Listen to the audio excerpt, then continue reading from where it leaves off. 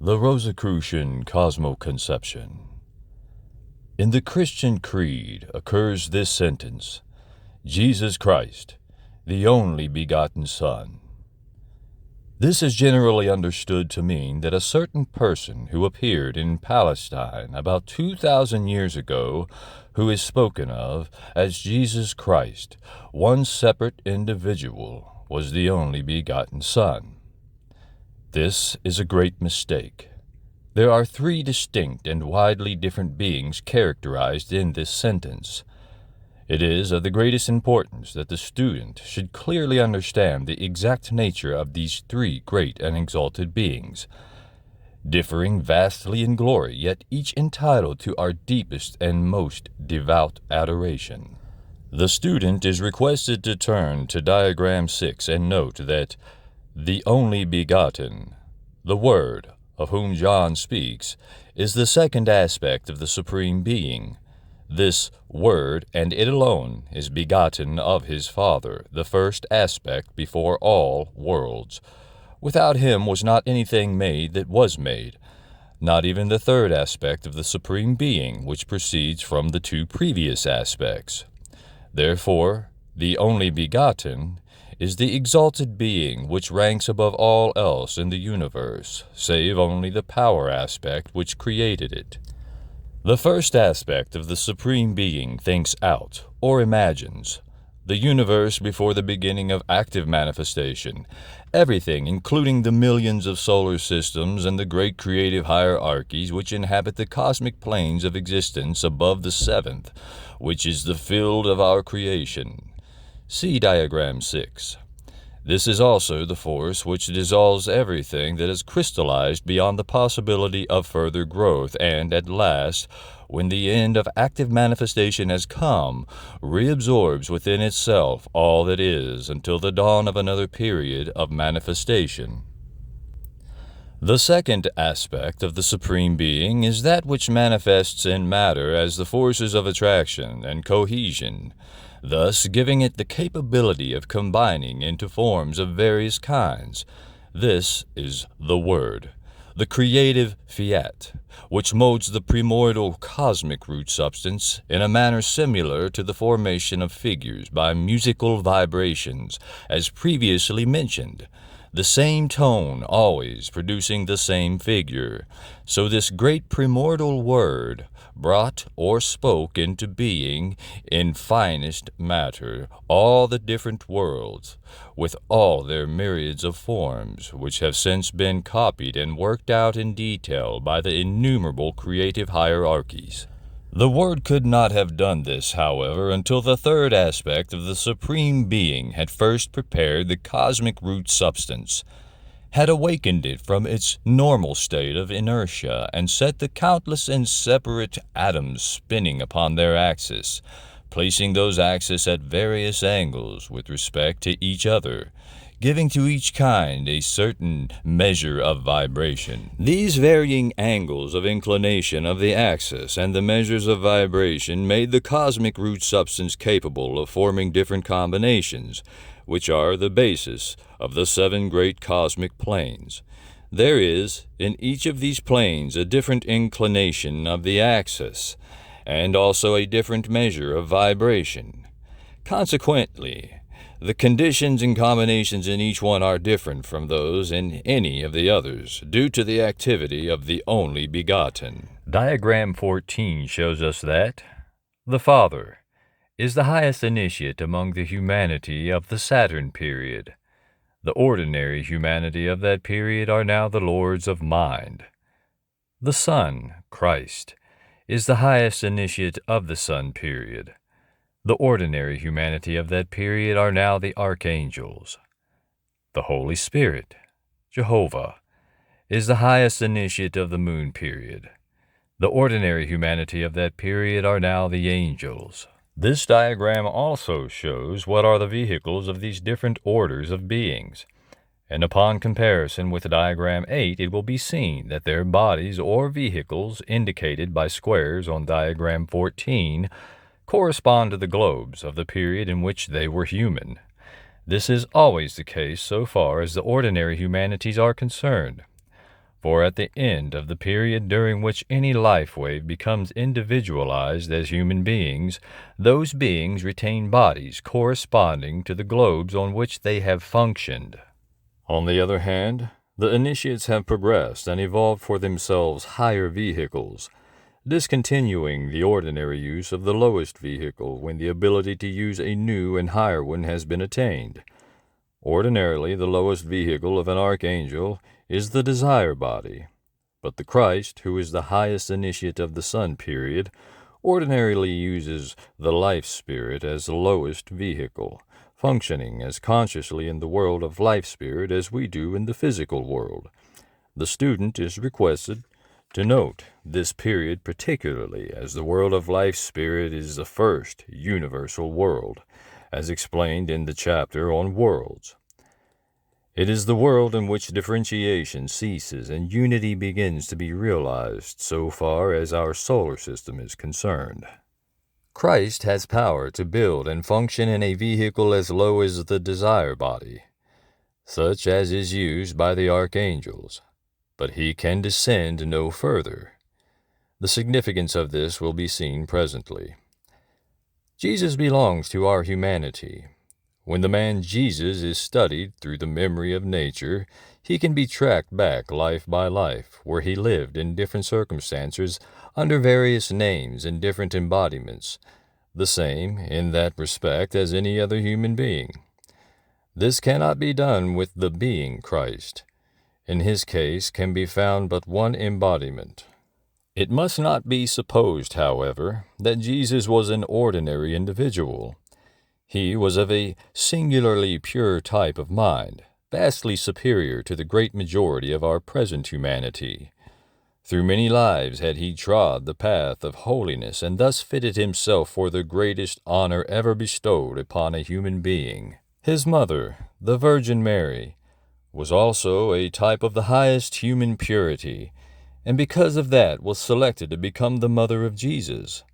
His father was a high initiate, virgin and capable of performing the act of fescendation as a sacrament without personal desire or passion. Thus the beautiful, pure, and lovely Spirit whom we know as Jesus of Nazareth was born into a pure and passionless body.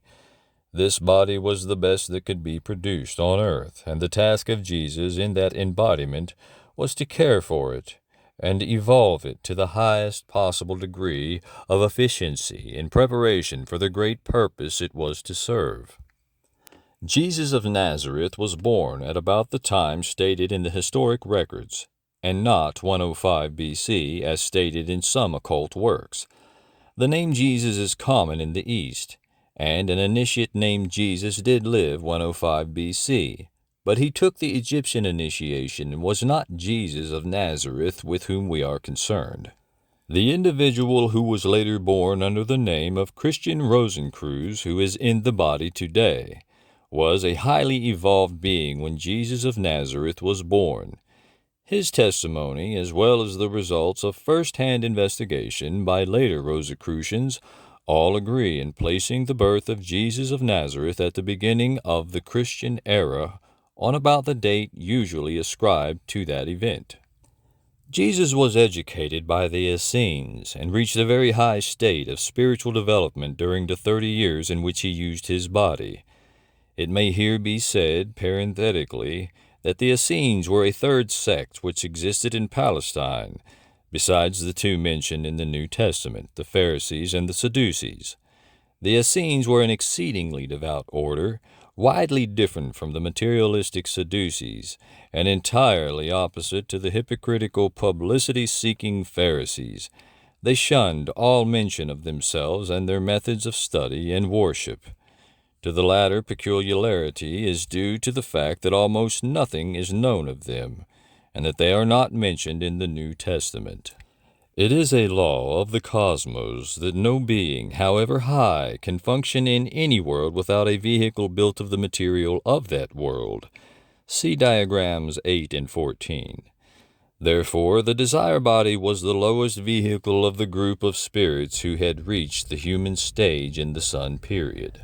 Christ was one of those spirits, and was consequently unable to build for himself a vital body and a dense physical vehicle. He could have worked upon humanity in a desire body, as did his younger brothers, the archangels, as race spirits. Jehovah had opened an avenue for them to enter the dense body of man by means of the air he inhaled. All race religions were religions of law, and creators of sin through disobedience of that law. They were under the direction of Jehovah, whose lowest vehicle is the human spirit, correlating him to the world of abstract thought, where everything is separative and therefore leads to self-seeking. That is precisely the reason why the intervention of Christ became necessary. Under the regime of Jehovah, unity is impossible.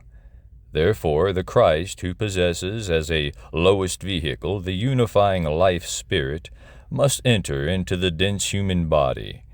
He must appear as a man among men and dwell in this body, because only from within is it possible to conquer the race religion which influences man from without.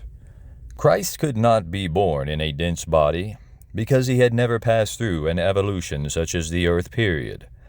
Therefore, he would first have to had acquired the ability to build a dense body such as ours.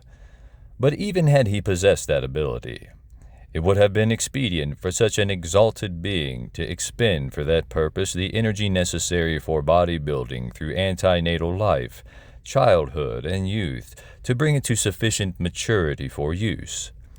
He had ceased to use, ordinarily, vehicles such as would correspond to our human spirit, mind, and desire body, although he had learned to build them in the sun period, and retained the ability to build and function in them whenever desired or required. He used all his own vehicles, taking only the vital and dense bodies from Jesus. When the latter was 30 years of age, Christ entered these bodies and used them until the climax of his mission on Golgotha. After the destruction of the dense body, Christ appeared among his disciples in the vital body in which he functioned for some time. The vital body is the vehicle which he will use when he appears again, for he will never take another dense body. It is encroaching upon a subject to be dealt with later to remark that the object of all esoteric training is to so work on the vital body that the life spirit is built up and quickened. When we come to deal with initiation, it may be possible to give more detailed explanations, but no more can be said on the subject just now. In chronicling the events incident to post-mortem existence, this subject has been partially dealt with, and the student is here asked to note that a man is supposed to have conquered his desire body to a considerable extent before attempting esotericism. His esoteric training and the earlier initiations are devoted to work on the vital body and result in the building of the life spirit. At the time Christ entered the body of Jesus, the latter was a disciple of high degree. Consequently, his life spirit was well organized. Therefore, the lowest vehicle in which Christ functioned and the best organized of the higher vehicles of Jesus were identical, and Christ, when he took the vital body and the dense body of Jesus, was thus furnished with a complete chain of vehicles bridging the gap between the world of life, spirit, and the dense physical world. The significance of the fact that Jesus had passed several initiations lies in the effect that has on the vital body. Jesus' vital body was already attuned to the highest vibrations of the life spirit. An ordinary man's vital body would have instantly collapsed under the terrific vibrations of the great spirit who entered Jesus' body. Even that body, pure and high-strung as it was, could not withstand those tremendous impacts for many years. And when we read of certain times when Christ withdrew temporarily from his disciples, as when he later walked on the sea to meet them, The esotericist knows that he drew out of Jesus' vehicle to give them a rest under the care of the Essenes brothers, who knew more of how to treat such vehicles than Christ did. This change was consummated with the full and free consent of Jesus, who knew during this entire life that he was preparing a vehicle for Christ. He submitted gladly that his brother humanity might receive the gigantic impetus which was given to its development by the mysterious sacrifice on Golgotha. Thus, as shown in diagram 14, Christ Jesus possessed the 12 vehicles, which formed an unbroken chain from the physical world to the very throne of God. Therefore, he is the only being in the universe in touch with both God and man and capable of mediating between them because he has, personally and individually, experienced all conditions and knows every limitation incidental to the physical existence. Christ is unique among all beings in the 7 worlds. He alone possesses the 12 vehicles. None save he is able to feel such compassion, nor so fully understand the position and needs of humanity. None save he is qualified to bring the relief that shall fully meet our needs. Thus do we know the nature of Christ. He is the highest initiate of the Sun period, and he took the dense and vital bodies of Jesus that he might function directly in the physical world and appear as a man among men. Had he appeared in a manifestly miraculous manner, it would have been contrary to the scheme of evolution, because at the end of the Atlantean epoch humanity had been given freedom to do right or wrong, that they might learn to become self-governing. No coercion whatever could be used. They must know good and evil through experience. Before that time they had been led willy-nilly, but at that time they were given freedom under their different race religions, each religion adapted to the needs of its particular tribe or nation.